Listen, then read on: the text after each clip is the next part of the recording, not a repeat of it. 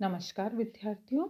आज हम बीए पाठ प्रथम के द्वितीय प्रश्न पत्र का अध्ययन करेंगे और आज हम देखेंगे कि कुषाण कौन थे, कनिष्क की प्रमुख उपलब्धियां क्या थी और कनिष्क के राजत्व काल का इतिहास क्या था या कनिष्क की राजनीतिक और सांस्कृतिक उपलब्धियां क्या थी।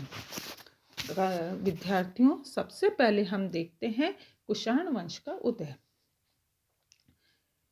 चीनी इतिहासकारों के अनुसार कुषाण लोग यूची जाति की शाखा थे। यूची लोग उत्तर पश्चिमी चीन के कांसू नामक प्रांत में निवास करते थे।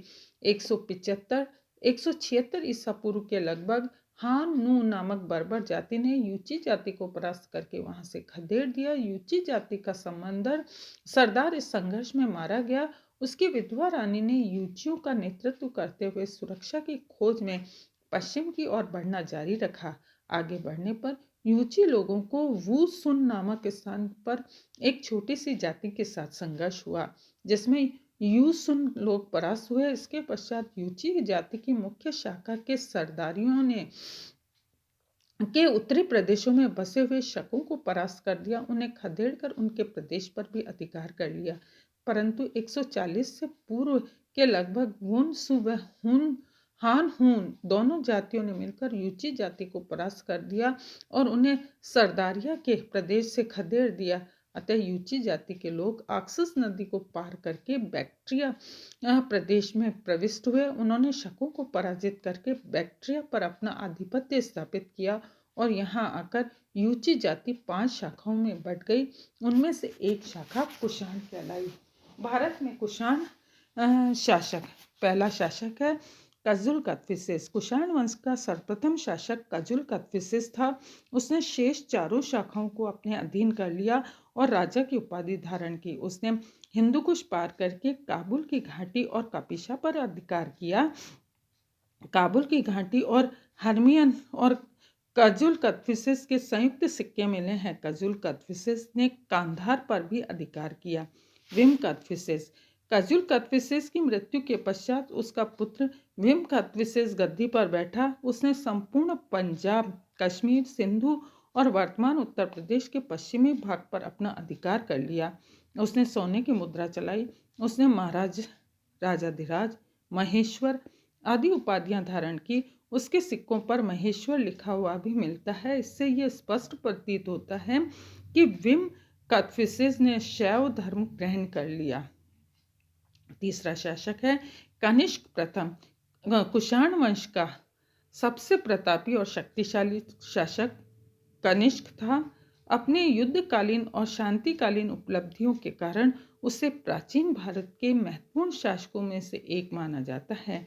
कनिष्क के सिंहासनारोहण की तिथि, कनिष्क के सिंहासनारोहण की तिथि के विषय में विद्वानों में तीव्र मतभेद है। मार्शल, स्टेनो, कोनो, डॉक्टर स्मिथ आदि विद्वान 125 ईस्वी को कनिष्क के सिंहासनारोहण की तिथि मानते हैं, परंतु अधिकांश विद्वान कनिष्क के सिंहासनारोहण की तिथि 78 ईस्वी मानते हैं। Doctor R.D. Banerjee, doctor Hemchandra Ray Chaudhuri, Rapson, Oldenberg, Fergusson आदि विद्वान कनिष्क के सिंहासनारोहण की तिथि 78 ईसा पूर्व ही मानते हैं। कनिष्क की विजय, पहला है कश्मीर विजय। कनिष्क ने कश्मीर को जीतकर साम्राज्य में शामिल किया। कल्याण की पुस्तक राज्य तरंगिणी के अनुसार कनिष्क ने कश्मीर को जीतकर उस पर शासन किया। उसने कश्मीर में अनेक स्मारक बनाए, बौद्धों की चौथी सभा का आयोजन किया और श्रीनगर के निकट कनिष्कपुर नामक नगर भी बसाया, जो आज भी एक छोटे गांव के रूप में बसा हुआ है। दूसरा है साकेत और पाटलिपुत्र।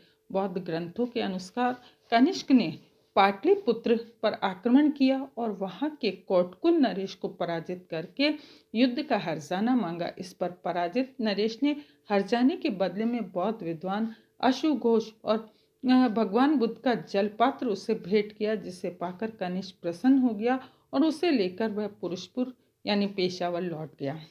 पार्थियनों के ऊपर विजय। पार्थिया साम्राज्य और कुषाण साम्राज्य की सीमाएं एक दूसरे से मिली हुई थी। कनिष्क से पहले कजुल कदफिसेस ने भी पार्थिनियों को पराजित किया था। अतः अपनी पराजय का बदला लेने की भावना से पार्थिया राजा ने कनिष्क पर आक्रमण किया, परंतु कनिष्क के हाथों उसे पराजित होना पड़ा। डॉक्टर राजबली पांडे का कथन है कि जिस समय कनिष्क पूर्वी भारत पर आक्रमण कर रहा था, संभवतः उसी समय पार्थिया के राजा ने उस पर आक्रमण कर दिया, किंतु कनिष्क ने उसका सफल प्रतिरोध करके उसे पीछे भगा दिया। चीन पर विजय। कनिष्क ने चीनी सम्राट के समक्ष अपनी समानता प्रदर्शित करने के लिए उसके पास अपना एक दूत भेजा और मांग की कि चीन की राजकुमारी का विवाह सम्राट कनिष्क के साथ कर दिया जाए, परंतु चीनी सेनापति पान चाओ ने इस प्रस्ताव को सम्राट के लिए अपमानजनक समझा और कनिष्क के राजदूत को बंदी बना लिया। परिणाम स्वरूप कनिष्क ने चीन के विरुद्ध युद्ध की घोषणा कर दी और अपने सेनापति की अधीनता में 7,000 घुड़सवारों की एक सेना चीन की विजय के लिए भेज दी, परंतु कनिष्क की सेना पराजित हुई। उसे संधि करनी पड़ी, जिसके अनुसार कनिष्क को चीनी सम्राट को वार्षिक कर देने का वचन देना पड़ा। कुछ समय पश्चात चीनी सेनापति पान चाओ की मृत्यु हो गई, अतः कनिष्क ने अवसर का लाभ उठाते हुए चीन पर आक्रमण कर दिया और चीनी सेनापति पान याक को पराजित किया। इस विजय के फलस्वरूप चीनी सम्राट को एक संधि करनी पड़ी, जिसके अनुसार उसे यारकंद, खेतान और काशगार के प्रदेश मिले। अब हम देखते हैं विद्यार्थियों कि कनिष्क का साम्राज्य विस्तार कैसा था। कनिष्क के साम्राज्य में भारत के बाहर का काफ़ी विस्तृत भूभाग सम्मिलित था। अफगानिस्तान, बैक्ट्रिया, काशगार, खेतान और यारकंद उसके साम्राज्य में सम्मिलित थे।